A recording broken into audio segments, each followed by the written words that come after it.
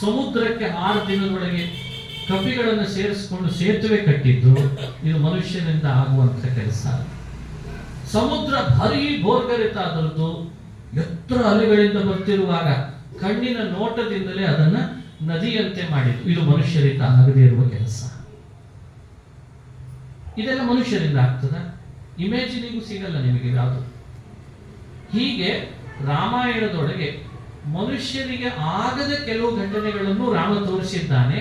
ಅದರೊಳಗೆ ಇದು ಒಂದು ಘಟನೆ ಏನಪ್ಪಾ ಅಂದ್ರೆ ಪಾದಕ್ಕೆ ಇಟ್ಟೆ ರಾಜ್ಯಭಾರ ನಡೆಸಿದ. ಇದು ಅತಿ ಮಾನುಷವಾದ ಚರಿತ್ರೆ. ಹಾಗಾಗಿಯೂ ರಾಮನನ್ನ ಕೇವಲ ಮನುಷ್ಯರ ಮಟ್ಟಕ್ಕಿಳಿದು ಅವನ ಕಥೆಯನ್ನು ಹೇಳಬಾರದು ಅಂತಲಿಕ್ಕೆ ಇದು ಸೂಚನೆ. ದತ್ವಾಸ್ಮೈ ಪಾದುಕೆ ಸ್ವೇ ಕ್ಷಿತಿಭರಣ ಕೃತೌ. ಮುಂದಿನದೊಂದು ಘಟನೆ ಇದೆ, ಅದು ಕಾಕಾಸುರ ಸಂಹಾರ ಅಂತ ಕಥೆ. ವಾಲ್ಮೀಕಿ ರಾಮಾಯಣದಲ್ಲಿ ಈ ಘಟನೆ ಬರೋದು ಸುಂದರಕಾಂಡದಲ್ಲಿ. ಸೀತೆ ಹೇಳ್ತಾಳೆ ಹನುಮಂತನಿಗೆ ಅಂತ. ಮಂತ್ರಾಲಯ ಪ್ರಭುಗಳು ಇದನ್ನ ಮೊದಲೇ ಸಂಗ್ರಹ ಮಾಡಿಬಿಟ್ಟಿದ್ದಾರೆ ಅಯೋಧ್ಯಾಕಾಂಡದ ಕಥೆ ಹೇಳುವಾಗ. ಇದು ನಡೆದದ್ದು ಕಾಡಿನಲ್ಲಿ, ಆದ್ರೆ ಇದನ್ನ ಹೇಳಿದ್ದು ಸುಂದರಕಾಂಡದ ಸಂದರ್ಭ ಏನ್ ಬರ್ತದೆ, ಸೀತೆ ಬಳಿ ಹನುಮಂತ ಬಂದಾಗ ನಿಜವಾಗ್ಲೂ ನೀ ನನ್ನನ್ನೇ ನೋಡಿ ಬಂದಿ ಅಂತ ಹೆಂಗ್ ಗೊತ್ತಾಗ್ತದೆ ರಾಮನಿಗೆ ಅಂತ ಪ್ರಶ್ನೆ. ನೀನೇನೋ ಬಂದಿ ಲಂಕೆಗೆ ಹಾರಿ, ನಿಜವಾಗ್ಲೂ ನೀ ದೌತ್ಯ ಮಾಡಿ ನನ್ನ ಮಾತಾಡಿಸಿ ಹೋಗಿದ್ದಿ ಅಂತ ರಾಮನಿಗೆ ಇದು ನಿಜ ಅಂತ ಅನಿಸ್ಬೇಕಲ್ಲ. ಹೇಗೆ ಅನಿಸ್ತದೆ? ಅದಕ್ಕೆ ಸೀತೆ ಈ ಕಥೆ ಹೇಳಿದ್ಲಂತೆ. ಈ ಕಥೆ ನಡೆದಾಗ ಲಕ್ಷ್ಮಣನಿರ್ಲಿಲ್ಲ. ಲಕ್ಷ್ಮಣ ಏನೋ ಅಂತ ಅಲ್ಲಿಗೆ ಹೋಗಿದ್ದ ಅನಿಸ್ತದೆ. ಹಾಗಾಗಿ ಲಕ್ಷ್ಮಣ ಇರಲಿಲ್ಲ. ಕೇವಲ ರಾಮ ಸೀತೆಯರು ಮಾತ್ರ ಇರುವಾಗ ನಡೆದಂತ ಒಂದು ಘಟನೆ, ಇದು ಕಾಕಾಸುರ ವೃತ್ತಾಂತ. ಅದನ್ನ ಅವಳು ಲಕ್ಷ್ಮಣನಿಗೂ ಗೊತ್ತಿಲ್ಲದನ್ನ ತನ್ನ ಗಂಡನಿಗೆ ಮಾತ್ರ ಗೊತ್ತಿರುವಂತಹ ಒಂದು ವಿಷಯವನ್ನ ಆಂಜನೇಯನಿಗೆ ಹೇಳಿ ಇದನ್ನ ನೀನು ಹೋಗಿ ನೆನಪಿಸು ರಾಮನ ಹತ್ರ ಅಂತ ಹೇಳ್ತಾರಂತೆ. ಸುಂದರಕಾಂಡದಲ್ಲಿ ಬರ್ತದೆ. ವಾಲ್ಮೀಕಿ ರಾಮಾಯಣ ಅಧ್ಯಯನ ಮಾಡಿದಾಗ ಅಲ್ಲಿ ತಿಳಿದದ್ದು. ಅವತ್ತು ನೀನು ಕಾಕಾಸುರನಿಂದ ನನ್ನನ್ನು ಹೇಗೆ ರಕ್ಷಿಸಿದೆಯೋ ಇವತ್ತು ನೀನು ರಾವಣನಿಂದ ನನ್ನನ್ನ ರಕ್ಷಿಸ್ತಿ ಅನ್ನೋ ವಿಶ್ವಾಸ ಇದೆ. ಇದನ್ನ ನಾನು ಹೇಳಿದ್ದನ್ನ ಹೇಳು ಅಂತ ಹೇಳಿ ಕಳಿಸ್ತಾಳೆ. ಆಂಜನೇಯ ಕಾಕಾಸುರನ ವೃತ್ತಾಂತವನ್ನ ರಾಮನ ಮುಂದೆ ನೆನಪಿಸಿದ ಕೂಡಲೇನೆ ನೀ ನನ್ನ ಸೀತೆಯನ್ನು ನೋಡಿ ಬಂದಿದ್ದೀಯ ಅಂತ ಖಾತ್ರಿ ಆಗ್ತದೆ. ಇದೆಲ್ಲ ರಾಮಾಯಣದ ಅಧ್ಯಯನದಲ್ಲಿ ನಮ್ಗೆ ಕಂಡು. ಹಾಗಾದ್ರೆ ಮಂತ್ರಾಲಯ ಪ್ರಭುಗಳು ಏನ್ ಮಾಡ್ತಾರೆ, ಅದನ್ನು ಇಲ್ಲೇ ಸಂಗ್ರಹಿಸ್ತಾರೆ.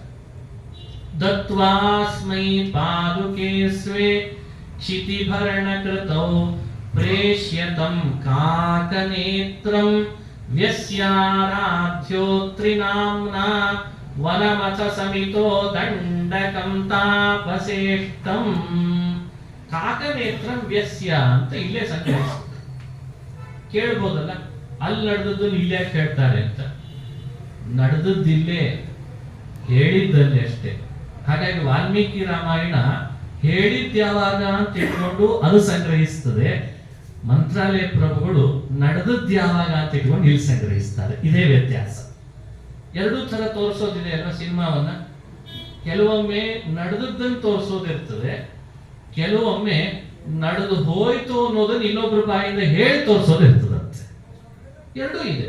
ಇದು ಇದು ನಿರ್ದೇಶಕ ಮಾಡುವಂತ ಒಂದು ಟ್ರಿಕ್ಸ್.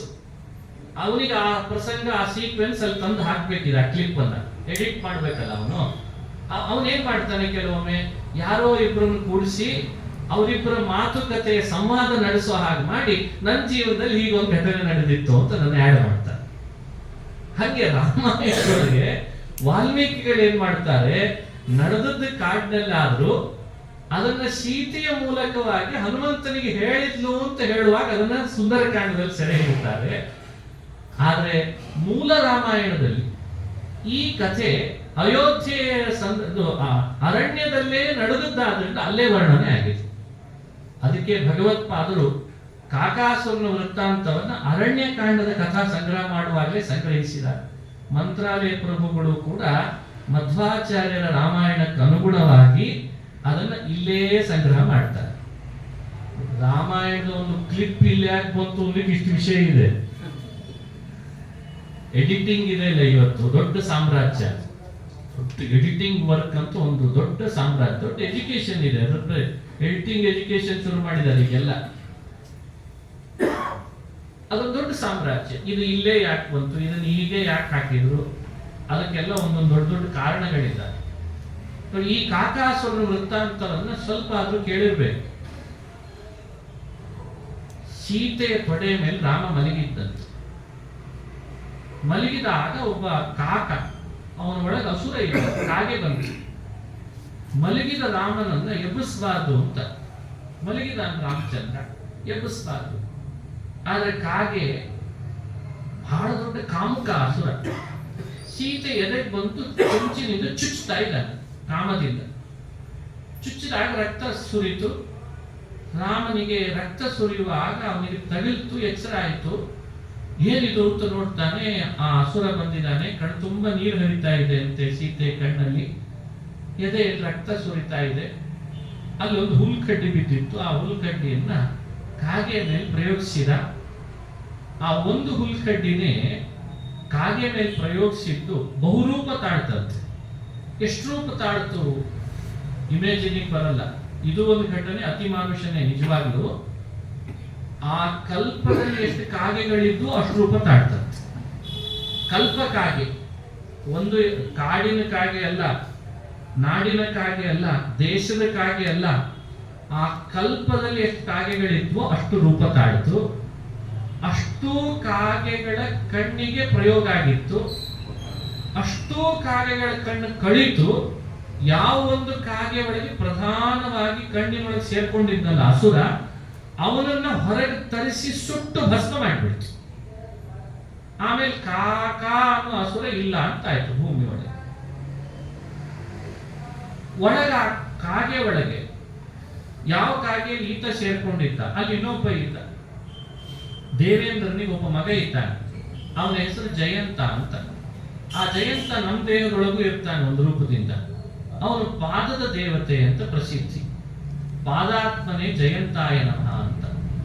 ಅವನು ಕಾಗೆಯ ಒಳಗೆ ಸೇರ್ಕೊಂಡಿದ್ದ.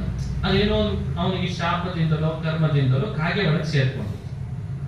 ಯಾವ ಕಾಗೆಯಲ್ಲಿ ಜಯಂತ ಇದ್ದಾನೆ ಅದೇ ಕಾಗೆಯಲ್ಲಿ ಈತನೂ ಸೇರಿದ್ದ ಕಾಕಾಸುರ. ಇವನು ವರಬಲದಿಂದ ಅವಧ್ಯನಾಗಿದ್ದ ಕಾಗೆಯ ರೂಪದಲ್ಲಿ ಸೇರ್ಕೊಂಡು. ಹಾಗಾಗಿ ರಾಮ ಈಗ ಜಯಂತನನ್ನ ಕಾಗೆಯಿಂದ ಇಂದ್ರಲೋಕ ಕಳಿಸ್ಬೇಕು. ಕಣ್ಣಿನೊಳಗೆ ಸೇರ್ಕೊಂಡ ಆ ಅಸುರನನ್ನ ತಮಸಿಗೆ ಅಂದ್ರೆ ನರಕಕ್ಕೆ ಕಳಿಸ್ಬೇಕು.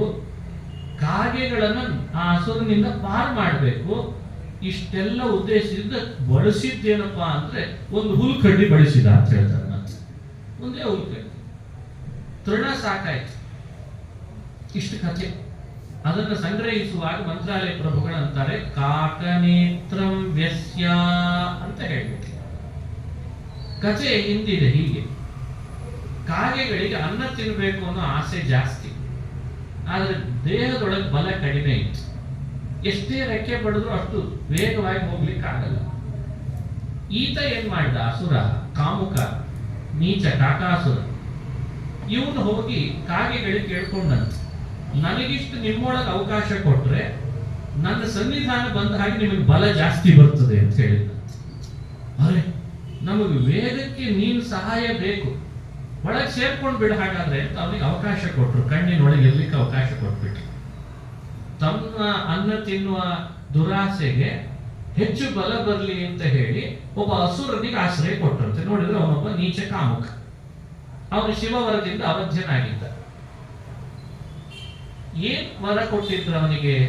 ತಪಸ್ಸು ಮಾಡಿದ್ದಕ್ಕೆ ವರ ಕೊಡ್ಲೇಬೇಕಾಗ್ತದೆ. ಬ್ರಹ್ಮದೇವರಿಗೆ ಶಿವನಿಗೆ ಆದೇಶ ಇದೆ ಅಂತ ಹೇಳ್ತಾರೆ. ವರ ಕೊಡ್ಲೇಬೇಕು, ನೀವೇನಾದ್ರೂ ತಪಸ್ಸು ಮಾಡಿದಾಗ ವರ ಕೊಡ್ಲೇಬೇಕು.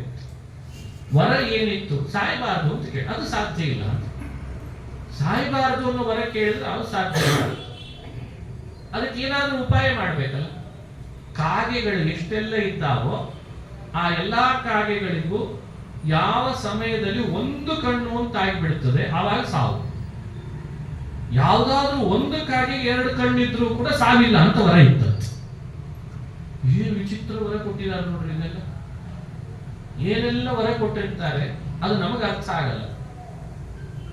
ಇಡೀ ಕಾಗೆಗಳ ಸಮೂಹದಲ್ಲಿ ಯಾವ್ದಾದ್ರೂ ಒಂದು ಕಾಗೆಯ ಸಂತತಿಗಾದ್ರೂ ಒಂದು ಎರಡು ಕಣ್ಣಿದ್ರೆ ಸಾವಿಲ್ಲ ಅಂತ ವರ ಕೊಟ್ಟಿದ್ದ. ಅದೇ ಸಮಯಕ್ಕೆ ಈತ ಬಂದು ಕಾಗೆಗಳ ಒಳಗೆ ಒಂದು ರೂಪದಿಂದ ಸೇರ್ಕೊಂಡಿದ್ದ. ಸಾವನ್ನು ಗೆಲ್ಲಿಕ್ಕೆ ಎಷ್ಟೆಲ್ಲ ಲಗಾಟೆ ಹಾಡಿದ್ದಾರೆ ನೋಡಿ. ತಂದೇನೋ ತನ್ನ ಸ್ವಾರ್ಥ, ತಾನು ಸಾವನ್ನೇ ಗೆಲ್ಲಬೇಕು ಅಂತ ಮಾಡಿದ. ಅದಕ್ಕೆ ರಾಮ ಏನ್ ಮಾಡಿದ, ಎಲ್ಲಾ ಕಾಗೆಗಳು ಎಲ್ಲಿವರೆಗೂ ಎರಡು ಕಣ್ಣಾಗಿರ್ತಾವೆ ಅಲ್ಲಿವರೆಗೂ ಸಾವಿಲ್ಲ, ಕಣ್ಣು ತೆಗಿಲೇಬೇಕಾಯ್ತು. ಈಗ ಕಣ್ಣು ತೆಗಿಬೇಕಾದ್ರೂ ಮತ್ತೆ ವಾದರಾಜರು ಮುಂದುವರೆದು ವ್ಯಾಖ್ಯಾನ ಮಾಡ್ತಾರೆ. ಕಣ್ಣು ಹ್ಯಾಕ್ ತೆಗದ ಅಂತ ವ್ಯಾಖ್ಯಾನ ಮಾಡ್ತಾರೆ. ಆ ಹುಲ್ಲುಕಡ್ಡಿಯನ್ನು ಬಳಸಿದ್ನಲ್ಲ ಭಗವಂತ, ಕಾಗೆಗಳ ಕಣ್ಣಿನೊಳಗೆ ಗುಡ್ಡೆ ಇರ್ತದೆ, ಗುಡ್ಡೆ, ಎರಡು ಗುಡ್ಡೆ. ಇಂದ್ರಿಯಗಳು ಬೇರೆ ಬೇರೆ ಇರ್ತಾರೆ. ದೇವರು ಉಪಯೋಗಿಸಿದ ಹುಲ್ಲುಕಡ್ಡಿ ಏನ್ ಮಾಡ್ತು ಅಂದ್ರೆ ಒಂದು ಗುಡ್ಡೆ ಕನೆಕ್ಟಿವಿಟಿಯನ್ನ ಕಳೀತಂತಷ್ಟೇ. ಅವಾಗ ಒಂದು ಕಣ್ಣಾಯ್ತು. ಲಾಭ ಏನ್ ಮಾಡಿಟ್ಟ ಅವುಗಳಿಗೆ ಅಂದ್ರೆ ಎರಡೂ ಕಡೆಯಲ್ಲೂ ಒಳಗಡೆಯಿಂದ ಒಂದೇ ಅಳಗಾಡೋ ಹಾಗೆ ವ್ಯವಸ್ಥೆ ಮಾಡಿದಂತೆ, ಒಂದು ಆಪರೇಷನ್ ಮಾಡಿದಾಗ ಮಾಡಿದಾನಂತೆ. ಸಮಸ್ಯೆ ಇಷ್ಟೇ ಅವಕ್ಕೆ, ಬೇರೆ ಏನಾಗ್ಲಿಲ್ಲ. ಬಲಗಡೆ ನೋಡುವಾಗ ಬಲಗಣ್ಣು ಮಾತ್ರ ವ್ಯವಸ್ಥಿತವಾಗಿ ಕಾಣಿಸ್ತದಂತೆ, ಎಡಗಡೆ ನೋಡುವಾಗ ಎಡಗಣ್ಣು ಮಾತ್ರ ಅದೇ ಒಳಗಡೆ ಮತ್ತೆ ಕರೆಕ್ಟ್ ಆಗ್ತದಂತೆ. ಹೆಂಗ ವ್ಯವಸ್ಥೆ ಆಪರೇಷನ್ ಮಾಡಿದಾಗ ಮಾಡಿದಾನ್ರಿ ಭಗವಂತ. ಮೇಲ್ನೋಟಕ್ಕೆ ನೀವು ಕಾಗೆಗಳನ್ನು ಅಬ್ಸರ್ವ್ ಮಾಡ್ಬೋದು, ಅವು ಬಲಗಡೆ ನೋಡ್ತಾ ಇದ್ರೆ ಬಲಗಡೆ ಅಷ್ಟೇ ಕಾಣಿಸ್ತಿರ್ತದಂತ ಅವು, ಅದಕ್ಕೆ ಅವಾಗ ಎಡಗಡೆ ಕಾಣಿಸ್ತಿರಲ್ಲ. ಆದ್ರೆ ಅದೇ ಮತ್ತೆ ಅವೇ ಎಡಗಡೆ ನೋಡ್ಬೇಕು ಅಂದ್ರೆ ಎಡಗಡೆ ಕಾಣೋ ಹಾಗೂ ಮಾಡಿದಾನಂತೆ. ಮೊದಲು ಏನಿದ್ದ ವ್ಯವಸ್ಥೆ ಎರಡೂ ಕಡೆ ಒಟ್ಟಿಗೆ ನೋಡುವ ಅವಸ್ಥೆ ಇತ್ತಲ್ಲ, ಅಷ್ಟನ್ನು ಮಾತ್ರ ಆಪರೇಷನ್ ಮಾಡಿ ತೆಗೆದಿದ್ದಾನಂತೆ ವಾದರಾಜರು ಹೇಳ್ತಾರೆ. ಅದಕ್ಕೆ ಈ ಕಥೆ ರಾಮಾಯಣದಲ್ಲಿ ಅತಿಮಾನುಷ ಅಂತಲಿಕ್ಕೆ ಮತ್ತೊಂದು ನಿದರ್ಶನ ಅಂತ ಹೇಳಿ.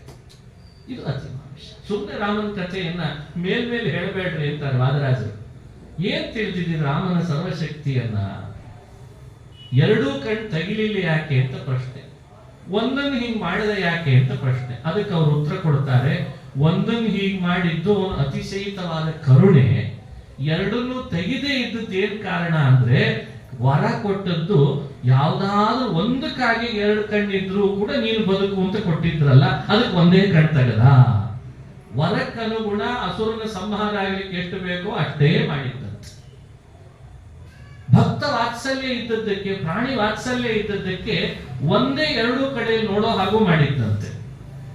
ಆಮೇಲೆ ಮತ್ತೆ ಹೇಳ್ತಾರೆ ವಾದರಾಜರು, ಏನೇ ಆಗ್ಲಿ ಒಂದನ್ನಾದ್ರೂ ಯಾಕೆ ತೆಗೆದ ಅಂತ ಕೇಳಿದ್ರಂತೆ. ವರ ಕೊಟ್ಟಿದ್ದ ಅಲ್ಲ, ವರ ಕೊಡೋ ಹಾಗಾದ್ರೂ ಯಾಕೆ ಮಾಡಿದ ಅಂತ ಕೇಳಿದ್ರಂತೆ. ಅದಕ್ಕೆ ರಾಜರಂತಾರೆ, ಬಹಳ ಚೆನ್ನಾಗಿ ಹೇಳ್ತಾರೋ, ತಪ್ಪಿತಸ್ಥರಿಗೆ ಶಿಕ್ಷೆ ಹಾಕುವುದು ರಾಮನ ಕರ್ತವ್ಯ, ದಂಡನಾಯಕ. ಆ ದಂಡನಾಯಕನಾದ್ರಿಂದ ಅವನಿಗೆ ಪಶು ಪಕ್ಷಿ ಪ್ರಾಣಿ ಮನುಷ್ಯ ಎಲ್ಲರ ಮೇಲೂ ಕೂಡ ಅಧಿಕಾರ ಇರ್ತದಂತೆ. ತಪ್ಪಿತಸ್ಥರಿಗೆ ಶಿಕ್ಷೆ ಹಾಕ್ಲೇಬೇಕು ಅವರು.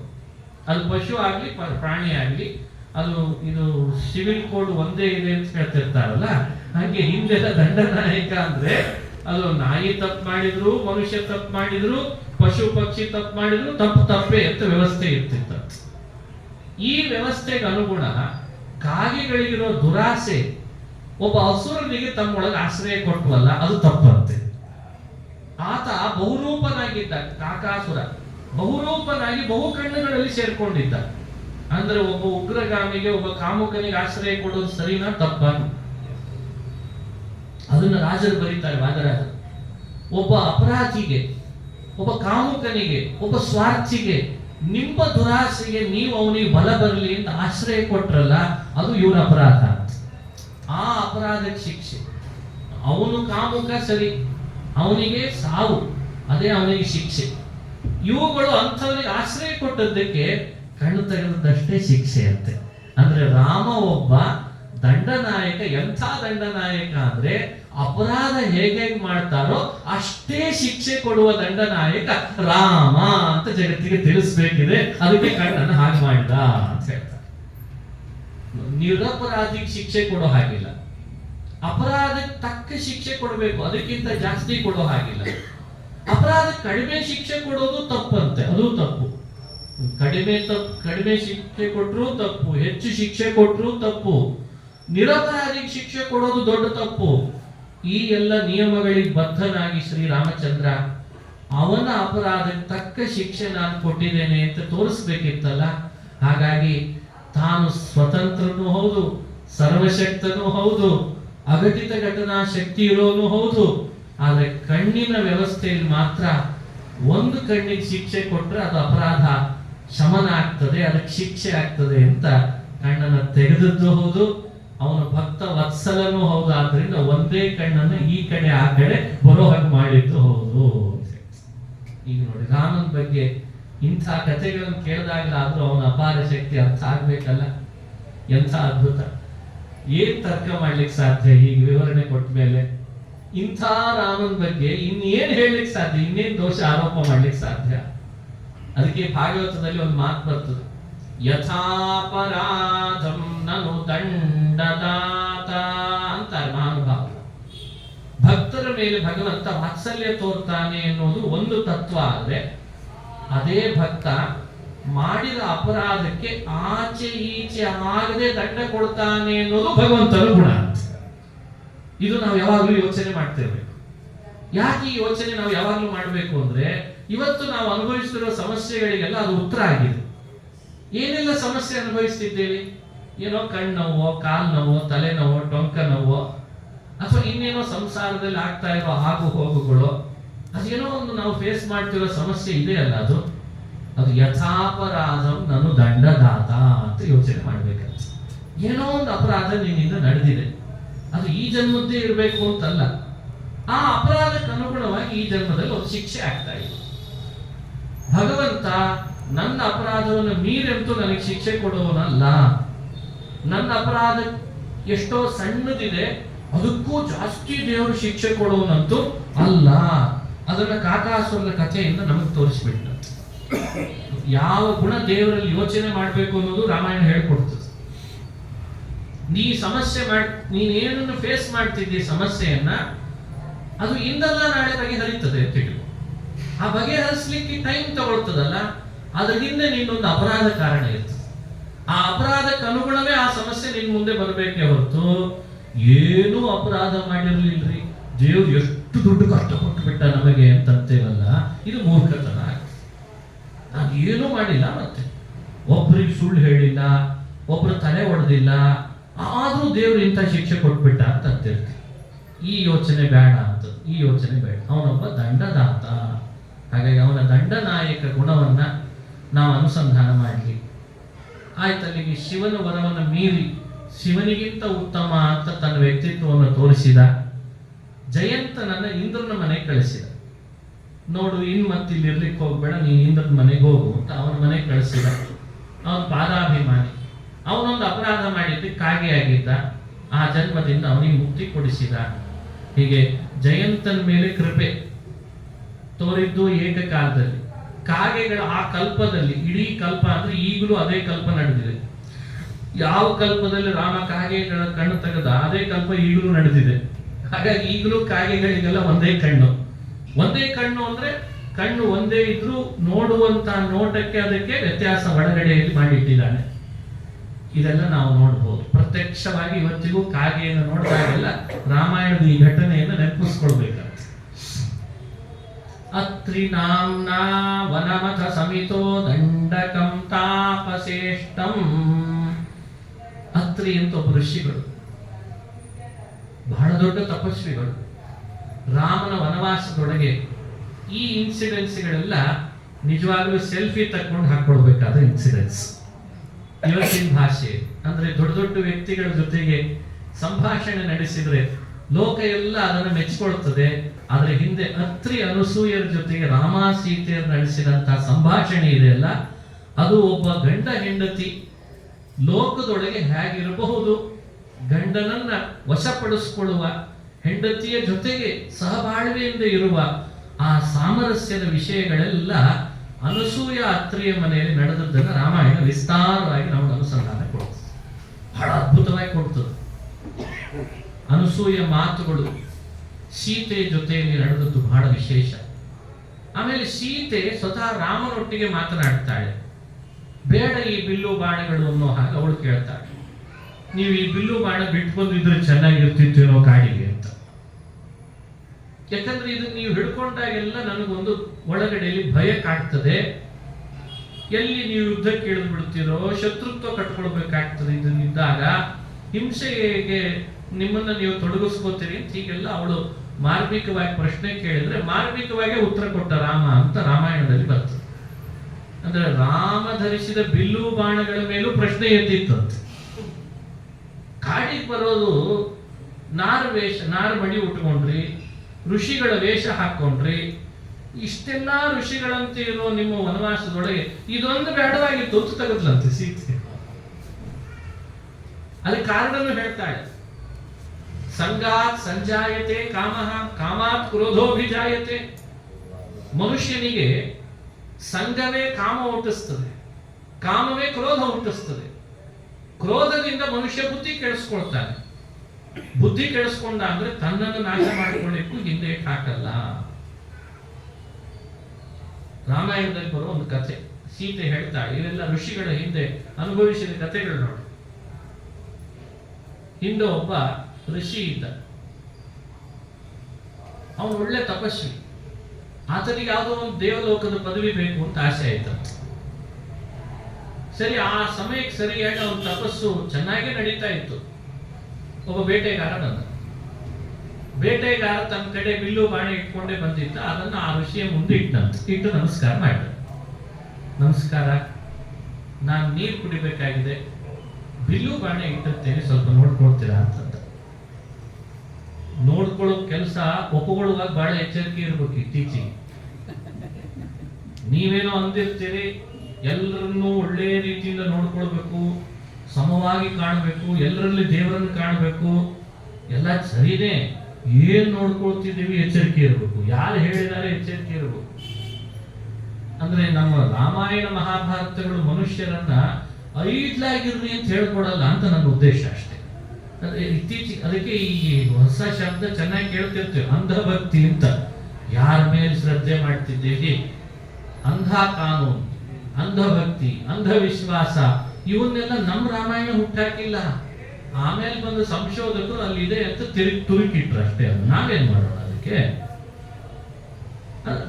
ದೈವ ಭಕ್ತಿ, ಋಷಿ ಭಕ್ತಿ, ವಿಶ್ವಾಸ, ಎಲ್ಲರಲ್ಲಿಯೂ ದೇವರನ್ನು ಕಾಣಬೇಕು ಅನ್ನೋ ಭಗವದ್ಗೀತೆಯಲ್ಲಿ ಹೇಳುವ ಕೃಷ್ಣನ ಮಾತುಗಳು ಲೋಕದೊಳಗೆ ಎಲ್ಲರೂ ಫ್ರಾಡ್ ಮಾಡ್ಲಿ ಅಂತ ಅರ್ಥನಾ? ಅಥವಾ ನಮ್ಮನ್ನು ಇನ್ನೊಬ್ರು ಮಿಸ್ಯೂಸ್ ಮಾಡ್ಕೊಳ್ಳಿ, ಇನ್ನೊಬ್ರು ನಮ್ಮನ್ನು ಮಿಸ್ಯೂಸ್ ಮಾಡ್ಲಿ ಅಂತ ಹೇಳಿದ್ದಾವೆ ಎಲ್ಲ ಶಾಸ್ತ್ರ ಕಾನೂನುಗಳು. ಬಹಳ ಎಚ್ಚರಿಕೆಯಿಂದ ವ್ಯಾಖ್ಯಾನಿಸ್ತಾರೆ ಹಿರಿಯರೆಲ್ಲ. ಆತ ಬಂದ, ನಮಸ್ಕಾರ ಮಾಡಿದ, ನೀರು ಕುಡಿದು ಬರ್ತೇನೆ ಅಂತಂದ. ಋಷಿಗೆ ಏನ್ ಪಾಪ ಗೊತ್ತು? ನೀರು ಕುಡಿದು ಬರ್ತಾ ಅಂತಾನೆ, ಎಷ್ಟೊತ್ತಾಗ್ತದೆ, ಆಯ್ತು ಇರ್ಲಿ ಬಿಡು ಅಂತ ಅಂದ್ಬಿಟ್ಟು ಇಷ್ಟಂದದ್ದೇ ತಡ. ಆತ ಹೋದವನು ಬರಲೇ ಇಲ್ಲ. ಬೆಳಗ್ಗೆ ಯಾವಾಗ ಇಟ್ಟೋಗಿದ್ದಾನೆ, ಬರ್ತಾ ಇಲ್ಲ ನೀರು ಕುಡಿಲಿಕ್ಕೆ ಹೋದವನು. ಎಷ್ಟು ದೂರ ಇದೆ? ಆಶ್ರಮದಿಂದ ಸ್ವಲ್ಪ ದೂರದಲ್ಲೇ ಇದೆ ನೀರು ಕುಡಿಲಿಕ್ಕೆ, ನೀರು ಹರಿತಾ ಇದೆ. ಇವನಿಗೆ ತಪಸ್ಸಿಗೆ ಸಮಸ್ಯೆ, ಜಪ ಕೂತಾಗೆಲ್ಲ ಬಿಲ್ಲು ಬಾಣ ಚಿಂತೆ. ಕಣ್ಣು ಮುಚ್ತಾನೆ ಜಪ ಮಾಡ್ಲಿಕ್ಕೆ ಅಂತ ನೋಡಿದ್ರೆ ಬಿಲ್ಲು ಬಾಣ ಯಾರಾದ್ರೂ ಎತ್ಕೊಂಡು ಹೋಗ್ಬಿಟ್ರೆ ಅಂತ. ಇದು ಸಮಸ್ಯೆ. ಕಾಯ್ಲಿಕ್ಕೆ ಅಂತ ಜವಾಬ್ದಾರಿ ಯಾಕೆ ಹೊರಬಾರ್ದು ಅಂದಕ್ಕೆ ಇವೆಲ್ಲ. ಸರಿ, ಅವನಿಗೆ ಏನ್ ಅನಿಸ್ತು? ತನ್ನ ಮಧ್ಯಾಹ್ನದ ಆನ್ನಿಕದ ಸಮಯ ಆಯ್ತು, ಈತ ಬರಲೇ ಇಲ್ಲ. ಸರಿ, ನಾನೇ ಹಾಗಿದ್ರು ಸ್ನಾನಕ್ಕೆ ಹೋಗ್ತೇನಲ್ಲ, ಬಿಲ್ಲು ಬಾಣ ಅಲ್ಲೇ ಸಿಕ್ಕರೆ ಕೊಟ್ಟು ಬಿಡೋಣ ಅಂತ ಎತ್ಕೊಂಡೇ ಹೊರಟ. ಒಂದು ಕೈಯಲ್ಲಿ ಕಮಂಡಲು, ಇನ್ನೊಂದು ಕೈಯಲ್ಲಿ ಬಿಲ್ಲು ಬಾಣ. ನೋಡ್ತಾನೆ, ಅಲ್ಲೆಲ್ಲೂ ಕಾಣಿಸ್ತಾ ಇಲ್ಲ. ಬೇಟೆಗಾರನು ಇಲ್ಲ, ಯಾರಿಗೂ ಇಲ್ಲ. ಅರೆ, ಇಲ್ಲೇ ಇದ್ದಾನೆ ಅನ್ಕೊಂಡ್ರೆ ಇಲ್ಲೂ ಇಲ್ಲಲ್ಲ. 2 ದಿನ ಆಯ್ತು, 3 ದಿನ ಆಯ್ತು, ಆತನ ಪತ್ತೆನೇ ಇಲ್ಲ. ಕೊನೆಗೆ ಇವನಿಗೆ ಆ ಬಿಲ್ಲು ಬಾಣದ ನೋಡಿ ನೋಡಿ ಆಸಕ್ತಿ ಏನು ಹುಟ್ಟಿತು ಅಂದ್ರೆ, ಇದನ್ನ ಹ್ಯಾಕ್ ಪ್ರಯೋಗಿಸ್ತಾರೆ ಅಂತ ಕುತೂಹಲ. ಅದಕ್ಕೇನೋ ಹಗ್ಗ ಕಟ್ಟಿದಂಗೆ ಮಾಡಿದ. ಕಟ್ಟಿದ ಮೇಲೆ ಇದೇನೋ ಶಬ್ದ ಬರ್ತದಲ್ಲ ಅಂತ ಒಂದ್ಸಲಿ ಹೀಗೆ ಹೇಳದ.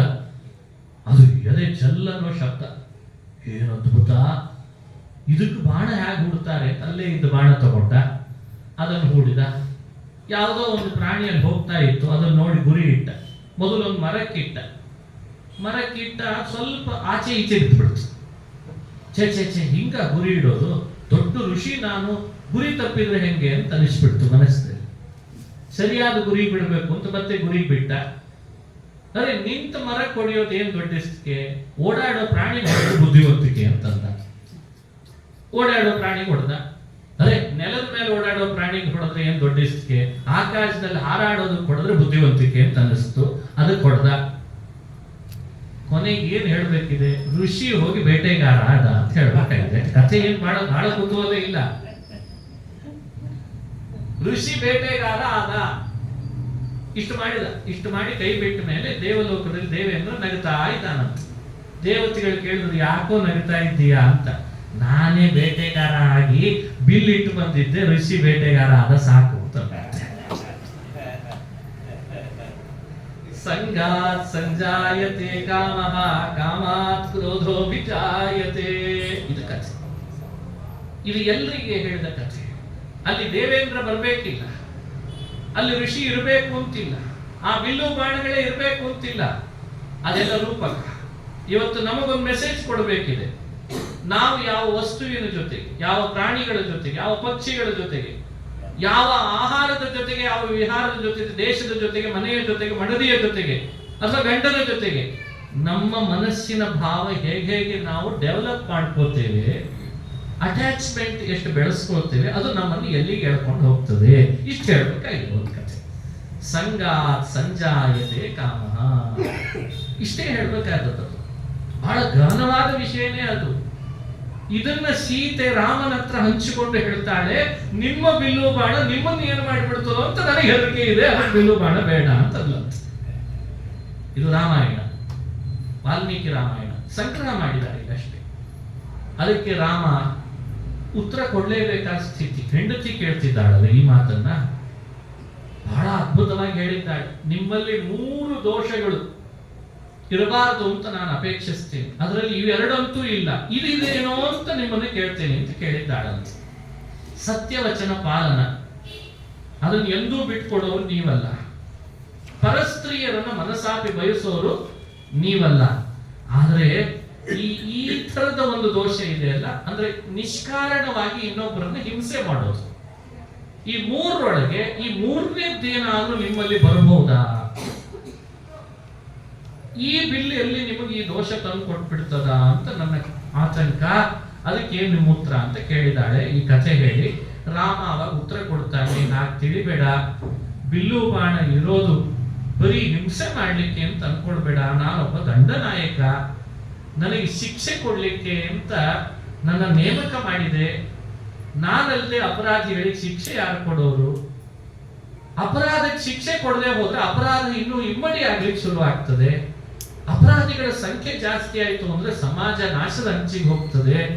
ನೋಡಿ ರಾಮನ ಆಂಗಲ್ ಹೇಗಿದೆ, ಸೀತೆ ಯೋಚಿಸಿದ ಆಂಗಲ್ ಹೇಗಿದೆ. ಇಂಥ ಥಾಟ್ ಎಂದಾದ್ರೂ ನಮ್ಮ ಮನೆಯೊಳಗೆ ಹೊಡಿತದ? ಅದನ್ನು ರಾಮಾಯಣ ನಿರೀಕ್ಷೆ ಮಾಡ್ತಾ ಇರ್ತದೆ ಅಷ್ಟೇ. ಉಪಯೋಗಿಸೋ ಒಂದೇ ಪೆನ್ನು ಅದು ಎರಡೂ ಕೆಲಸ ಮಾಡ್ತದೆ. ಒಬ್ಬನ ಜೀವನವನ್ನು ರೂಪಿಸ್ತದೆ, ಒಬ್ಬನನ್ನ ಆತ್ಮಹತ್ಯೆ ಮಾಡಿಕೊಳ್ಳುವ ಹಾಗೂ ಮಾಡ್ತದೆ. ನೀನ್ ಹೇಗೆ ಬರೀತಿ ಅದ್ರ ಮೇಲೆ ಇರ್ತದೆ ಅಂತಾರೆ. ಇದೇ ನೋಡಿ ರಾಮಾಯಣದ ಸಂದೇಶ.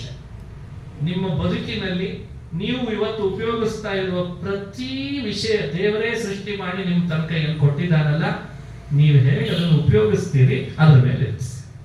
ಅದು ನಿಮ್ಮನ್ನು ಎತ್ತರಕ್ಕೆ ಕರ್ಕೊಂಡು ಹೋಗ್ತದೆ, ಪ್ರಾಮಾಣಿಕರನ್ನು ಮಾಡ್ತದೆ, ಸನ್ಮಾನಗಳನ್ನು ಮಾಡಿಸ್ತದೆ, ಬಿರುದು ಬಾವಳಿಗಳನ್ನು ಕೊಡಿಸ್ತದೆ.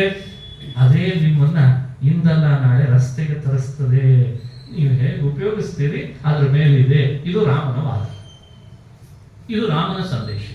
ಅದಕ್ಕೆ ಹೇಳ್ದ, ಈ ಬಿಲ್ಲು, ಈ ಬಾಣ ಇದು ನನ್ನ ಸ್ವಾರ್ಥಕ್ಕಲ್ಲ, ಇದು ವ್ಯಸನಕ್ಕಲ್ಲ ಅಂತಾನೆ ರಾಮಚಂದ್ರ. ವ್ಯಸನ ಅಂದ್ರೆ ಚಟ ಅಲ್ಲ. ನಾನು ಕಾಡಿನ ಪ್ರಾಣಿಗಳನ್ನು ವ್ಯಸನದಂತೆ ನಾನು ಬೇಟೆ ಆಡುವವನಲ್ಲ. ತಪ್ಪಿತಸ್ಥರಿಗೆ ಮಾತ್ರ ಈ ನನ್ನ ಬಿಲ್ಲಿನಿಂದ ಬಾಣ ಹೋಗಿ ತಗುಲ್ತದೆ ಹೊರತು ಒಬ್ಬ ನಿರಪರಾಧಿಗೂ ನನ್ನ ಬಾಣ ತಗಲಲ್ಲ ಅಂತ ಹೇಳಿದ್ದಂತೆ ರಾಮಚಂದ್ರ. ಅಂದ್ರೆ ಒಬ್ಬ ವ್ಯಕ್ತಿ ತನ್ನ ಜೀವನದೊಳಗೆ ತನ್ನ ವ್ಯಕ್ತಿತ್ವವನ್ನು ಬೆಳೆಸ್ಕೊಳ್ಬೇಕಾದ್ರೆ ಹೆಂಡತಿ ಎಷ್ಟು ಸಹಾಯಕಳಾಗ್ತಾಳೆ ಅನ್ಲಿಕ್ಕೂ ಇದೊಂದು ನಿದರ್ಶನ. ಮತ್ತು ತನ್ನನ್ನ ತಾನು ಆತ್ಮಾವಲೋಕನ ಮಾಡಿಕೊಂಡು ತನ್ನ ಮಾತು, ನಡೆ, ನುಡಿ, ತನ್ನ ಬಾಡಿ ಲ್ಯಾಂಗ್ವೇಜ್ಗಳನ್ನ ಇನ್ನೊಬ್ಬರಿಗೆ ಎಷ್ಟು ಪೂರಕವಾಗಿ ಇಟ್ಕೊಂಡಿದ್ದಾನೆ ಅಂತ ತಿದ್ದುಕೊಳ್ಳಿಕ್ಕೂ ಇದೊಂದು ನಿದರ್ಶನ. ತಾನು ಹಾಕೊಳ್ಳುವ ವಸ್ತ್ರ, ತಾನು ಉಪಯೋಗಿಸುವ ಪದಾರ್ಥಗಳು ಇದು ಇನ್ನೊಬ್ಬರಿಗೆ ಎಷ್ಟು ಸಹಾಯಕ, ಸಮಾಜಕ್ಕೆ ಎಷ್ಟು ಪೂರಕ ಅಂತ ಯೋಚನೆ ಮಾಡ್ಲಿಕ್ಕೂ ಕೂಡ ಒಂದು ಬಿಲ್ಲು ಬಾಣದ ಕಥೆ ನಮಗೆ ಸಂದೇಶ ಕೊಡ್ತದೆ. ಇಲ್ಲಿ ಅಧ್ಯಾತ್ಮ ಇದೆ, ಇಲ್ಲಿ ಮಾನವ ಮೌಲ್ಯ ಇದೆ, ಇದು ವ್ಯಕ್ತಿತ್ವದ ವಿಕಸನ ಇದೆ. ನೀವು ಯಾವ ರೀತಿ ತಗೊಂಡ್ರು ರಾಮಾಯಣ ನಮ್ಗೆ ಕಣ್ತರಿಸ್ತದೆ. ಇದು ರಾಮಾಯಣ. ಅತ್ರಿ ನಾಮ್ನಾ ವನಮಥ ಸಮಿತೋ ದಂಡಕಂ ತಾಪಸೇಷ್ಟಂ. ಹೇಳಿದ್ನಲ್ಲ, ಅಪರಾಧಿಗಳಿಗೆ ಶಿಕ್ಷೆ ಹಾಕ್ತೇನೆ, ಅದಕ್ಕೆ ಬಿಲ್ಲು ಬಾಣ ಅಂತ. ಅದನ್ನು ಮುಂದೆ ತೋರಿಸಿದ ರಾಮ, ಅದೇ ದಂಡಕಾರಣ್ಯದಲ್ಲಿ ನಡೆಸಿದ. ಸಾವಿರಾರು ರಾಕ್ಷಸರು ಋಷಿ ಮುನಿಗಳ ತಪಸ್ಸಿಗೆ ವಿಘ್ನ ಮಾಡ್ತಾ ಇದ್ರು. ಇಷ್ಟು ಸಮಾಜ ಘಾತುಕರಾಗಿದ್ರು, ಯಾರೊಬ್ಬರನ್ನೂ ಉಳಿಸ್ತಿರ್ಲಿಲ್ಲ. ಅವರನ್ನೆಲ್ಲ ರಾಮ ಋಷಿಗಳ ಪ್ರಾರ್ಥನೆಯಂತೆ ಕಾಡಿನಲ್ಲಿ ಹೊರದೋಡಿಸಿ, ಇವರಿಗೆ ಅಭಯ, ಅವರಿಗೆ ಭಯ. ರಾಕ್ಷಸರಿಗೆ ಭಯ ಕೊಟ್ಟ, ಏಕಕಾಲದಲ್ಲಿ ಹೇಳ್ತಾರೆ ಭಗವತ್ಪಾದರು, ದತ್ತೇ ಭಯೇ. ಇವರಿಗೆ ಭಯ ಕೊಟ್ಟ, ಅವರಿಗೆ ಅಭಯ ಕೊಟ್ಟ. ರಾಮಾಯಣ ಅದನ್ನು 2 ಅಧ್ಯಾಯದಲ್ಲಿ ಹೇಳಿದೆ. ದಂಡಕದಲ್ಲಿ ರಾಮ ಮಾಡಿದಂತಹ ಆ ಬಿಲ್ಲು ಬಾಣಗಳ ತನ್ನ ಕೌಶಲ ಒಂದು ವರ್ಗಕ್ಕೆ ಅಭಯ ನೀಡುವಂತಾಯ್ತು, ಒಂದು ವರ್ಗಕ್ಕೆ ಭಯ ನೀಡುವಂತಾಯ್ತು ಅಂತ ವಿವರಣೆ ಕೊಡ್ತದೆ. ಇದು ಸತ್ಯನೇ. ವಿದುರ ಹೇಳ್ತಾನೆ, ಶತ್ರುಗಳ ಕಡೆಯಿಂದ ಹೊಗಳಿಸ್ಕೊಳ್ಳೋ ಸಾಹಸ ಮಾಡಬೇಡ, ಮಿತ್ರರ ಕಡೆಯಿಂದ ತೆಗೆಳಿಸ್ಕೊಳ್ಳೋ ಕೆಲಸ ಮಾಡಬೇಡ ಅಂತ. ಇದು ನಾವು ಕಲಿಬೇಕಾದ ಪಾಠ. ಶತ್ರುಗಳು ಹೊಗಳಬೇಕಾಗಿಲ್ಲ, ನಮಗೆ ಹೊಗಳಿದ್ರು ತಪ್ಪಲ್ಲ. ಆದ್ರೆ ನೀನ್ ಯಾವತ್ತೂ ಅವ್ರನ್ನ ಕುಸಲಾಯಿಸ್ಲಿಕ್ಕೆ ಹೋಗ್ಬೇಡ, ಅವ್ರು ನಿನ್ನೊಂದು ದಾರಿ ತಪ್ಪಿಸ್ಬಿಡ್ತಾರೆ. ಅದರದ ಅರ್ಥನೇ ಇನ್ನೊಂದು ಹೇಳ್ತಾನೆ ವಿದುರ, ಅವ್ರು ಯಾವತ್ತಿದ್ರೂ ನಿನಗೆ ಭಯ ಪಡ್ತಾನೆ ಇರಬೇಕು. ಅದೇ ನಿನ್ನ ವ್ಯಕ್ತಿತ್ವ. ನಿನ್ನ ಶತ್ರುಗಳು, ನಿನ್ನ ದ್ವೇಷಿಗಳು ಎಲ್ಲಿ ಬಂದು ಬಿಡ್ತಾನೋ, ಎಲ್ಲಿ ಏನ್ ಮಾಡಿಬಿಡ್ತಾನೋ, ನಮ್ಮ ತಪ್ಪನ್ನು ಎಲ್ಲಿ ಕಂಡು ಹಿಡಿದು ಬಿಡ್ತಾನೋ, ಎಲ್ಲಿ ಬಟ ಬಯಲು ಮಾಡಿಬಿಡ್ತಾನೋ ನಮ್ಮನ್ನ, ಈ ಭಯ ಅವ್ರಿಗೆ ಯಾವಾಗಲೂ ಇರಬೇಕು. ಆದ್ರೆ ನಿನ್ನನ್ನೇ ಅರಸಿದವರಿಗೆ ಯಾವತ್ತೂ ನಿನ್ನ ಬಗ್ಗೆ ಭಯ ಇರಬಾರ್ದು. ರಾಮನಿದ್ದಾನೆ, ನಮ್ಮನ್ನ ಯಾರು ಏನ್ ಮಾಡೋರು ಅನ್ನೋ ಅಭಯ ಅವ್ರಿಗೆ ಯಾವಾಗಲೂ ಇರಬೇಕು. ಇದು ಒಬ್ಬ ರಾಜನಿಗೆ ಇರಬೇಕಾದ, ಒಬ್ಬ ಅಧಿಕಾರಿಗೆ ಇರಬೇಕಾದ ನಿಜವಾದ ನಿಯತ್ತು. ಅಂದ್ರೆ ನನ್ನ ನಂಬಿದವರು ಅಭಯದಿಂದ ಇರಬೇಕು, ದ್ವೇಷಿಸುವವರು ಯಾವಾಗಲೂ ಭಯ ಪಡ್ತಿರಬೇಕು. ಇದು ನನ್ನ ಬಿಲ್ಲು ಬಾಣ ಮಾಡುವ ಕೆಲಸ ಅಂತ ಸೀತೆಗೆ ತಾನು ಹೇಳಿದ ಮಾತಿನಂತೆ ದಂಡಕದಲ್ಲಿ ರಾಮ, ದಂಡಕ ಅಂದ್ರೆ ಅದೊಂದು ಅರಣ್ಯ ಪ್ರದೇಶ, ಆ ಅರಣ್ಯ ಪ್ರದೇಶದೊಳಗೆ ರಾಮ ಅದನ್ನು ಮಾಡಿ ತೋರಿಸಿದ. ಇದು ನಮಗೂ ಕೂಡ ಕೊಡುವ ಸಂದೇಶನೇ ಸರಿ. ಅದಾದ ಮೇಲೆ ಅವರೆಲ್ಲರಿಂದ ಸ್ತುತ್ಯನಾಗಿ ಮುಂದೆ ವಿರಾಧ ಅಂತ ಒಬ್ಬ ರಾಕ್ಷಸ, ಕುರ್ವನ್ ಹತ್ವಾ ವಿರಾಧಂ ಖಲಕುಲ ದಮನಂ ಯಾಚಿತಸ್ತಾಪಸಾಗ್ರ್ಯೈಃ ತೇಷಾಂ ದತ್ವಾ ಭಯಂ ಸ್ವಾನ್ ಅಸಿಧನು ವಿಶುಧೀ. ಆ ಭಗವಂತ ಅಭಯ ನೀಡೋದಂದ್ರೆ ವಿರಾಧ ಅಂತ ಒಬ್ಬ ರಾಕ್ಷಸ. ಅವನು ನಿಜವಾಗ್ಲೂ ಧನು ಅಂತ ಒಬ್ಬ ಗಂಧರ್ವ. ದೇವಲೋಕದಲ್ಲಿ ಗಂಧರ್ವನಾದವನಿಗೆ ಮದದಿಂದ ವರ್ತನೆ ಮಾಡಿದ್ದಕ್ಕೆ ಶಾಪದಿಂದ ರಾಕ್ಷಸನಾಗಿದ್ದ.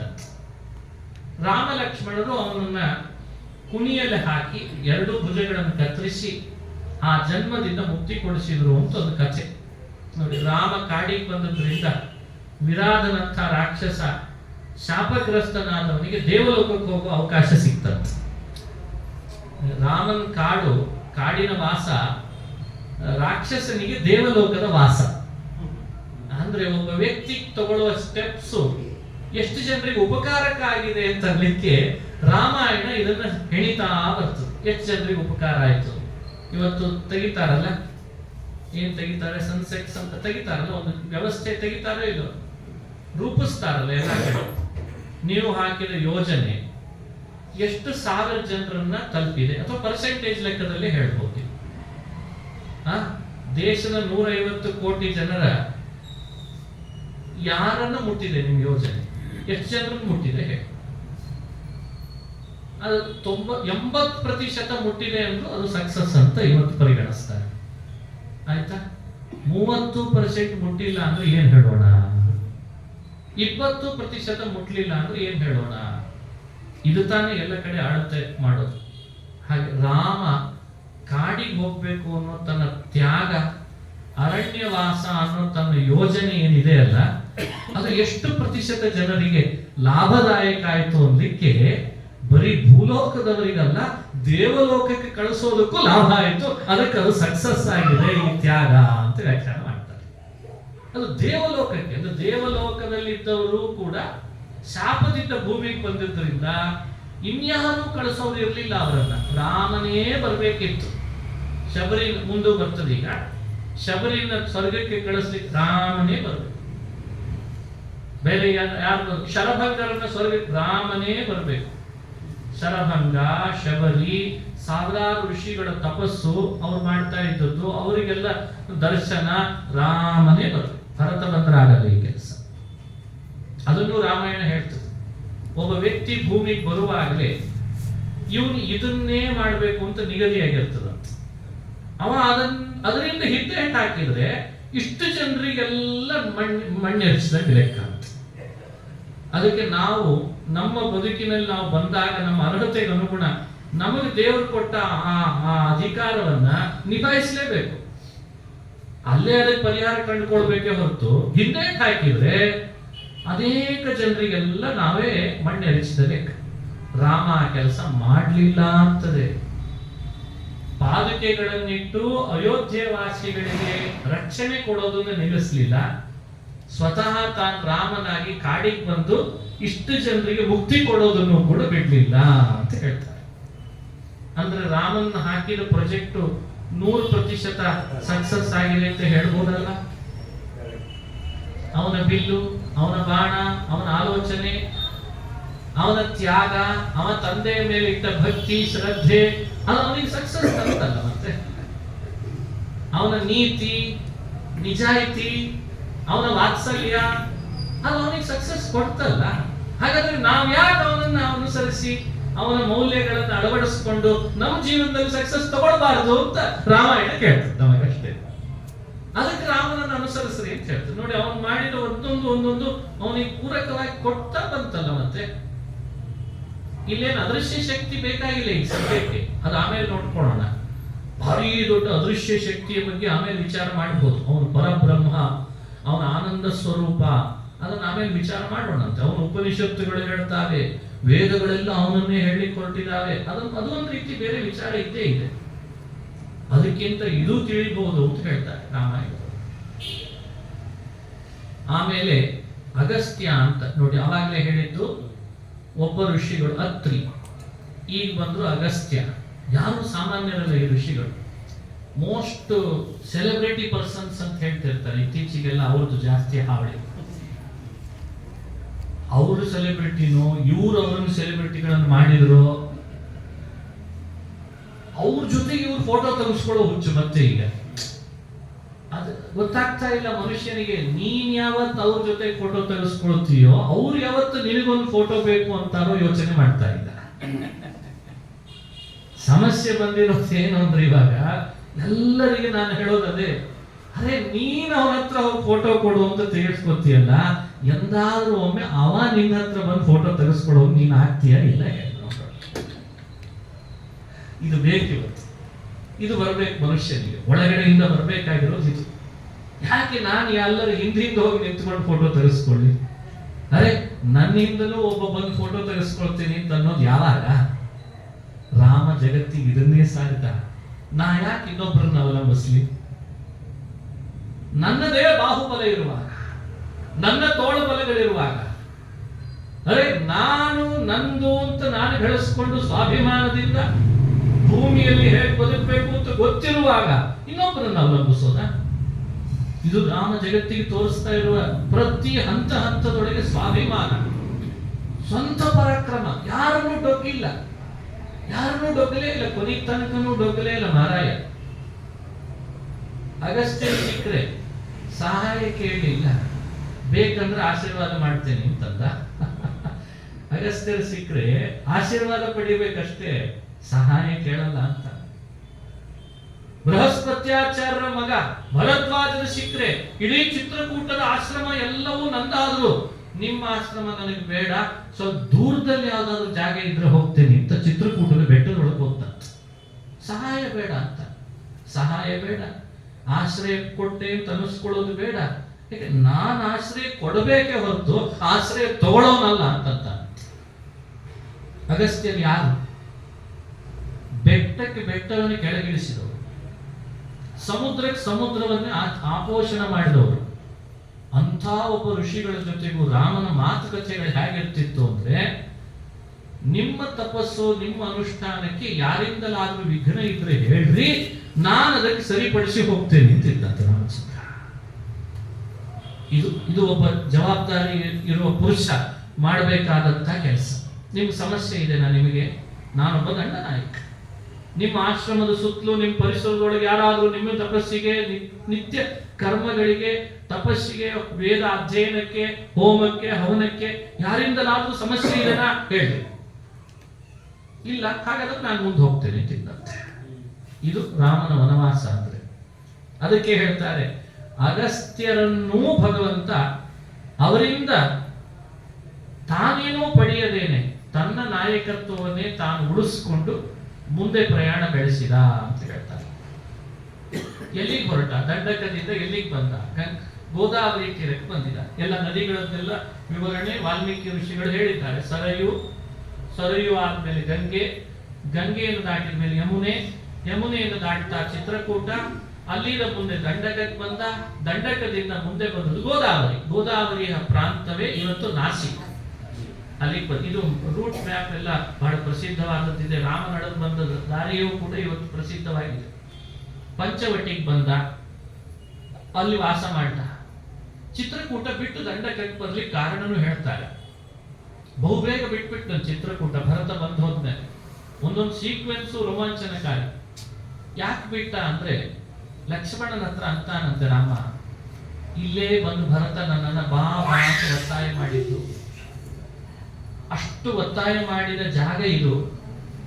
ಇಲ್ಲಿ ನಾನು ಇರ್ಲಿಕ್ಕೆ ಶುರು ಮಾಡಿದ್ರೆ ಮತ್ತೆ ಭರತ ಬಂದು ಕರೆದು ಹೋದ ಅಂತ ಮನಸ್ಥಿತಿಯಲ್ಲಿ ಬದಲಾಗಬಾರ್ದು. ಈ ಜಾಗ ಬಿಟ್ಬಿಡೋಣ, ಬೇರೆ ಜಾಗಕ್ಕೆ ಹೋಗೋಣ ಅಂತ. ಇದೊಂದು ಮನಸ್ಸಿನ ಮೇಲೆ ಎಷ್ಟು ಪರಿಣಾಮಕಾರಿಯಾದ ವಿಷಯ ಇದು. ಒಬ್ಬ ವ್ಯಕ್ತಿ ಒಂದು ಕಡೆಯಲ್ಲಿ ಇದ್ದಾಗ ಆ ಪರಿಸರದಲ್ಲಿದ್ದ ವ್ಯಕ್ತಿಗಳು ಎಲ್ಲರೂ ಅವನ ಮೇಲೆ ಹೇಗೆ ಪ್ರಭಾವ ಬೀರ್ತಾರೆ, ಆ ಜಾಗ ಬದಲಾಯಿಸಿಬಿಟ್ರೆ ಮತ್ತೆ ಅದು ಮರ್ತು ಹೋಗ್ತದೆ ಅನ್ನಲಿಕ್ಕೆ ರಾಮನ ಈ ಕಥೆನೇ ನಿದರ್ಶನ ಅಂತಾರೆ ವಾಲ್ಮೀಕಿಗಳು. ಯಾಕೆ ಜಾಗ ಬದಲಾಯಿಸ್ತಾನೆ ರಾಮ? ಅಟ್ಯಾಚ್ಮೆಂಟ್ ಬೇಡ ಅಂತ.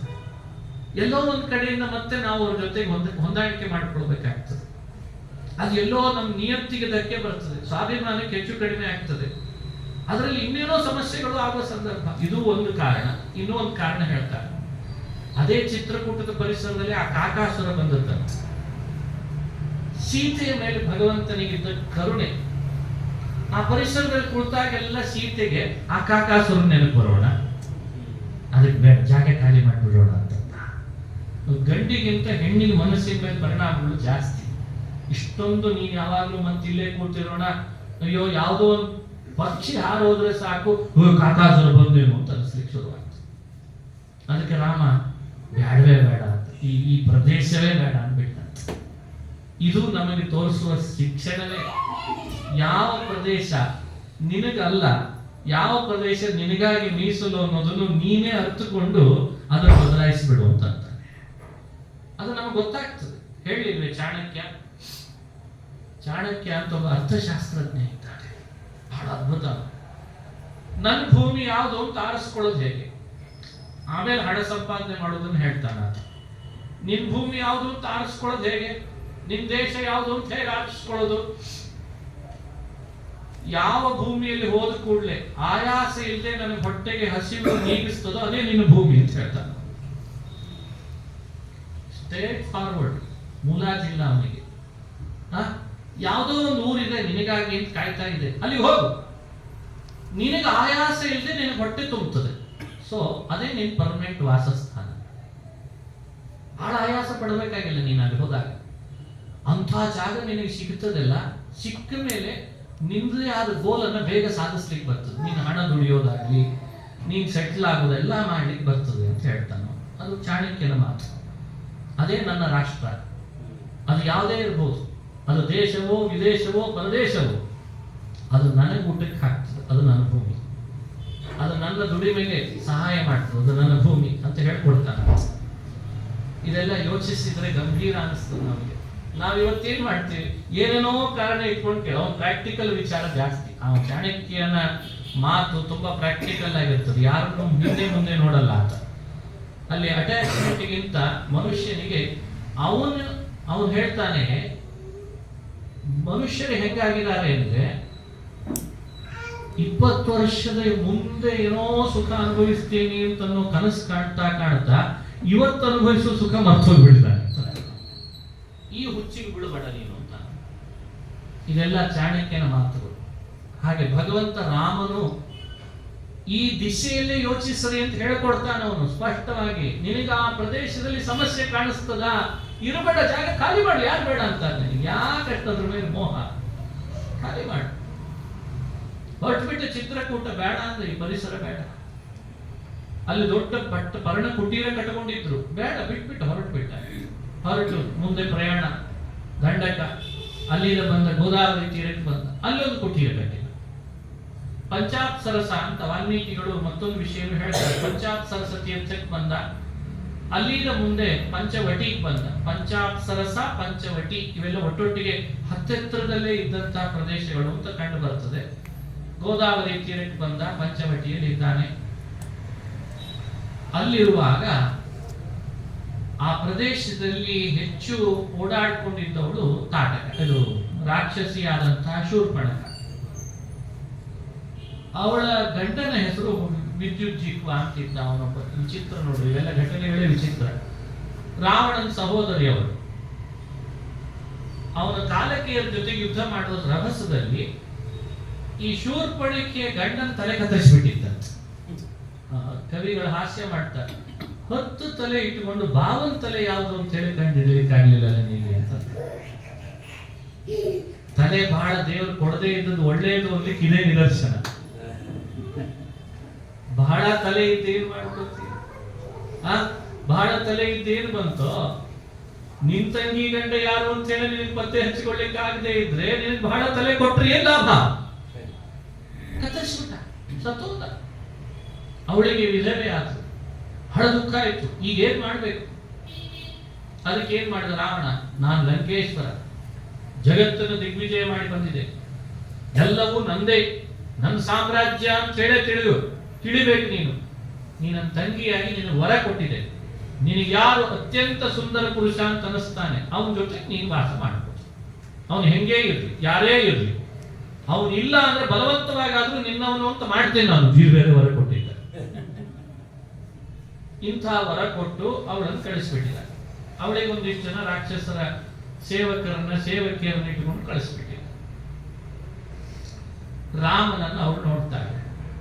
ರಾಮ ಪರಮ ಸುಂದರ, ಜಗತ್ತಿನಲ್ಲಿ ಇವನಿಗಿಂತ ಸುಂದರ ಯಾರಿದ್ದಾರೆ? ಹೆಣ್ಣು ಶೂರ್ಪಣಿಕೆ ಹೆಣ್ಣು ಅಂತ ಹೆಸರಿಗಷ್ಟೇ, ಕಾಮದ ತೃಷೆ ಅವಳಿಗೆ. ಗಂಡ ಸತ್ತು ಹೋಗಿಲ್ಲ, ಸುಂದರ ಪುರುಷ ಬೇಕು. ರಾವಣನ ವರ ಬಲ ಇದೆ, ರಾವಣನಿಗಿಂತ ಮಿಗಿಲಿ ಯಾರು ಇಲ್ಲ ಅಂತ ಅವಳಿಗೆ ಭ್ರಮೇನೂ ಇದೆ. ಕಂಡ ರಾಮನನ್ನು ನನ್ನ ಗಂಡನ ಮಾಡ್ಕೋತೇನೆ ಅಂತ.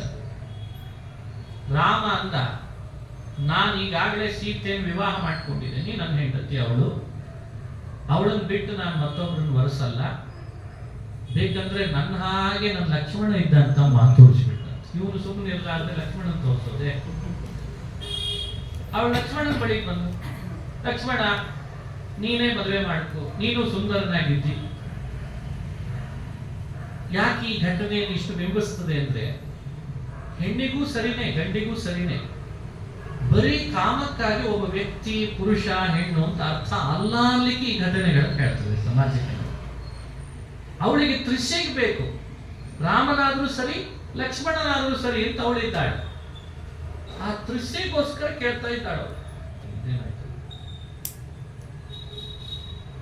ಬರ್ತಾ ಇದ್ದಾರೆ ನೋಡ್ಬೇಕು.